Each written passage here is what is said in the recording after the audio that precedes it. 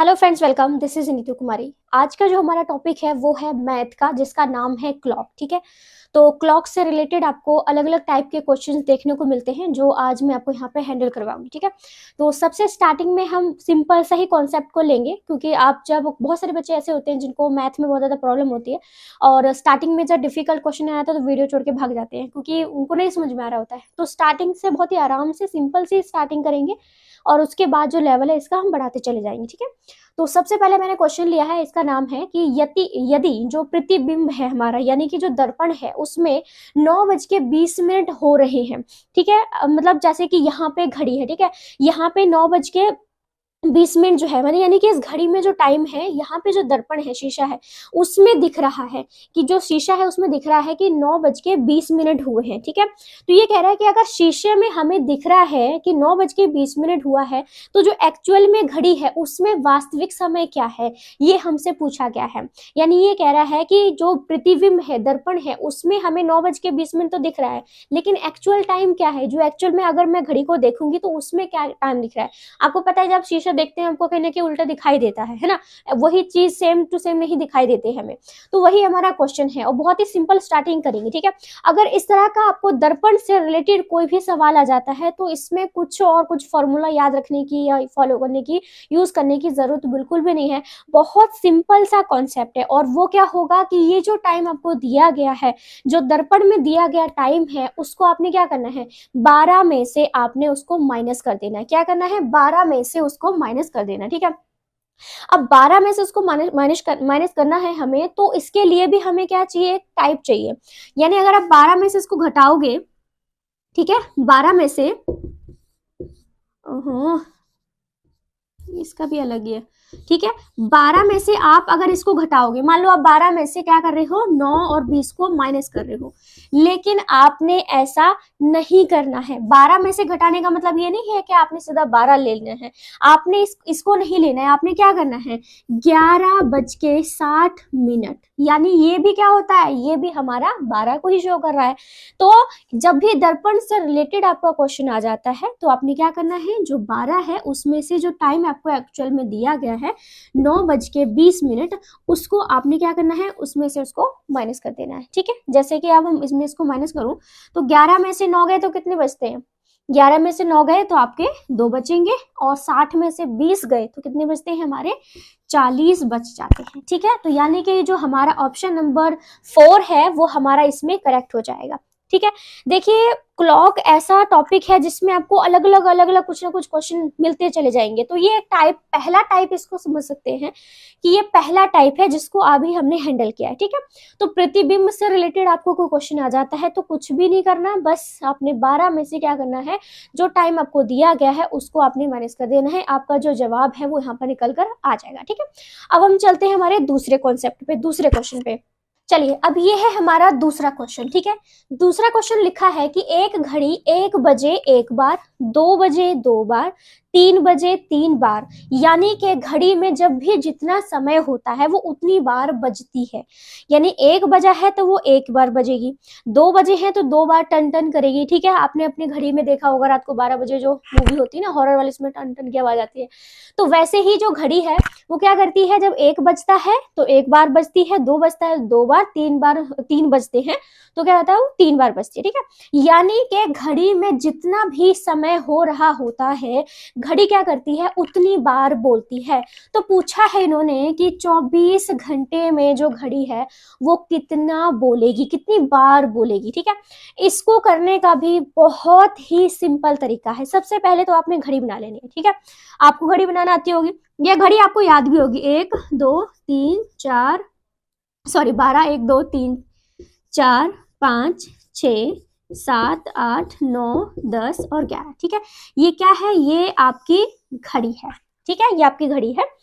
अब ये कह रहे हैं कि जब 1 बजता है तो वो 1 बार बोलती है। ठीक है, 2 बजते हैं तो वो 2 बार बोलती है। तो इसको करने का बहुत ही सिंपल सा तरीका है। क्या करना है, आपने जितना भी ये काउंटिंग दी गई है ना, जितना भी समय आपको, क्योंकि पूछा है 24 घंटे में, यानी कि आप पूरा एक सर्कल देखेंगे तो 12 घंटे में पूरा होता है ना। ठीक है।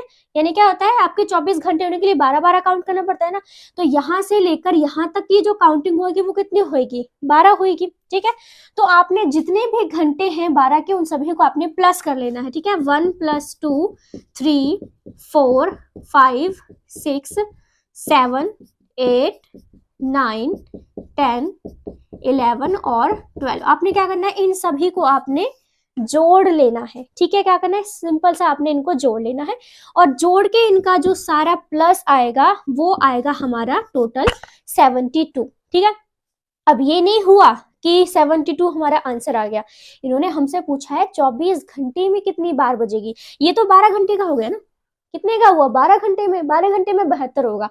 अब 24 करने के लिए क्या करना पड़ेगा, हम सीधा क्या करेंगे, इसको मल्टीप्लाई 2 कर देंगे, क्योंकि हमें डबल करना पड़ेगा, क्योंकि 12 घंटे में 72 है, तो 24 करने के लिए आपको डबल करना पड़ेगा। तो आपने क्या करना है, 72 मल्टीप्लाई 2 कर देना है, तो फिर आपका आंसर क्या आ जाएगा, 156, यानी कि यही आपका आंसर निकल कर आएगा। ठीक है, इस तरह का कोई भी क्वेश्चन आता है, सिंपल सा जो काउंटिंग है उसको आपने प्लस कर लेना है। यहाँ 24 घंटे पूछा है या फिर कोई और कितने भी घंटे पूछा हो, आपने उतने ही उसमें जो है मल्टीप्लाई कर देना है।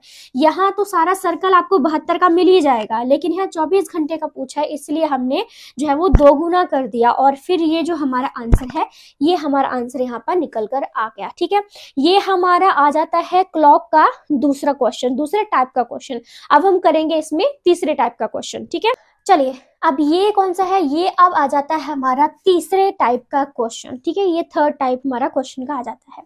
इसमें लिखा है कि 3:20 पर घड़ी की घंटे और मिनट की सुइयों के बीच कौन सा कोण होगा। ठीक है, अब हमने लेवल थोड़ा सा बढ़ाया है। ठीक है, इसमें आपको एक फॉर्मूला याद करना पड़ेगा, आप एक फॉर्मूला याद रखेंगे और इस तरह के कोई भी कोण पूछा जाता है तो आप आराम से उसको निकाल सकते हैं। ठीक है, यहाँ लिखा है 3:20 जब होंगे आपकी घड़ी में 3:20, तो 12 से 3:20 के बीच में आपके जो घंटे की सुई है और जो मिनट की सुई है उनके बीच में कितना जो कोण है वो बना है, वो आपसे पूछा है। तो आपने इसमें क्या करना है, इसमें एक छोटा सा फॉर्मूला है और उसको आपको याद करना ही पड़ेगा, क्योंकि उसी से ही आपका जो क्वेश्चन है पूरा हल होएगा। ठीक है, तो क्या है, 11/2 मल्टीप्लाई मिनट, ठीक है, -30 मल्टीप्लाई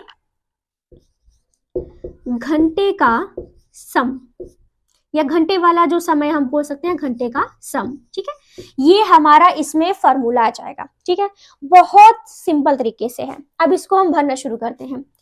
11/2 बिल्कुल वैसे लिखेंगे। अब यहाँ पर आप देखिए मिनट कौन सा है इसमें से, ये मिनट है आपका या फिर ये मिनट है, नहीं। ठीक है, ये आपका मिनट आ जाएगा, क्योंकि 3:20, और जो 3 होता है हमारा ये घंटे में काउंट होता है ना, तो यहाँ पे मिनट की बात करिए तो हमने क्या करना है, जो 20 मिनट में दिया गया था उसको यहाँ लिख लेना है और -30 वैसा का वैसा। अब यहाँ है घंटे का सम, घंटे का सम में कौन सा आएगा हमारा, 3 आ जाएगा। कौन सा आएगा, 3 आ जाएगा। ठीक है, अब देखो, अब इसको हम करना शुरू करते हैं। अब 2 को अगर हम 20 से काटें तो ये हमारा किस पे आ जाएगा, 10 से कट जाएगा। अब हम क्या करेंगे, 11 और जो 10 है उसको हम मल्टीप्लाई कर देंगे, क्योंकि फॉर्मूला तो ऐसे ही लिखा हुआ है। तो जब 11 और 10 को आप मल्टीप्लाई करते हो तो ये हमारा 110 बनता है। अब यहाँ देखो माइनस लगा देते हैं, 30 और 3 को जब हम मल्टीप्लाई करेंगे तो क्या होगा, 3 और 3 क्या होता है, 9 और 0 तो हमारा लग ही जाएगा। ठीक है, तो ये क्या हो गया हमारा 90। अब 1100 में से आपने क्या करना है, जो 90 है उसको आपने माइनस कर देना है, तो क्या आएगा आपका 20 डिग्री का कोण, और ये हमारा इसमें आंसर आ जाएगा। इस तरह का कोई भी क्वेश्चन अगर 3 की बजाय आपका कुछ भी लिखा हो सकता है, 9:50 लिखा हो सकता है, 11 इतना कुछ लिखा हो सकता है, बस आपने इस फॉर्मूले में ये वाला जो मेन फॉर्मूला है इसमें आपने ढाल देना है और आपका सीधा का सीधा आंसर आ जाएगा। ठीक है, तो आज की वीडियो मैंने आपको सिंपल से 3 टाइप के क्वेश्चन को इसमें बताया है कि आपने किस तरह से जो है इसको हैंडल करना है। ठीक है, नेक्स्ट वीडियो में क्वेश्चन का जो लेवल है थोड़ा सा और हाई हो जाएगा, क्योंकि हम सिंपल क्वेश्चन पर ही नहीं रह सकते, लेकिन स्टार्टिंग में आपको इतना ही सिंपल करवाना जरूरी था, ठीक है। तो सेकंड वीडियो में आपको और फॉर्मूलाज पता चलेंगे और भी क्वेश्चन का जो लेवल है बढ़ता दिखाई देगा। आपको मेरे ख्याल से समझ में आ गया होगा, और तीनों क्वेश्चन में से कोई भी चीज अगर लगता है कि नहीं समझ में आ पाई है आपको, तो मुझे कमेंट करके बता देना। मैं नेक्स्ट वीडियो के स्टार्टिंग में वो आपकी जो कमी रह गई है उसको मैं पूरी कर दूंगी, ठीक है। उसके बाद हम नेक्स्ट क्वेश्चन को हैंडल करेंगे, ठीक है। तो आई होप आपको अच्छे से समझ में आ गया हो। So thank you so much, और मुझे कमेंट करके जरूर बताइएगा आपको कैसा लगा, और वीडियो को लाइक कर सकते हैं, चैनल को सब्सक्राइब कर सकते हैं आपका दिल करे तो, क्योंकि मैं ज़्यादा वैसे रिक्वेस्ट नहीं करती किसी वीडियो में। आपको अच्छा लगता है तो करिए, नहीं तो कोई दिक्कत नहीं, मजे लीजिए, और क्वेश्चन अपना जो आपको यहाँ से जो मैं दे रही हूँ उसका आपको समझ में आ रहा है तो उसको फायदा उठाइए। So thank you so much friends, thank you.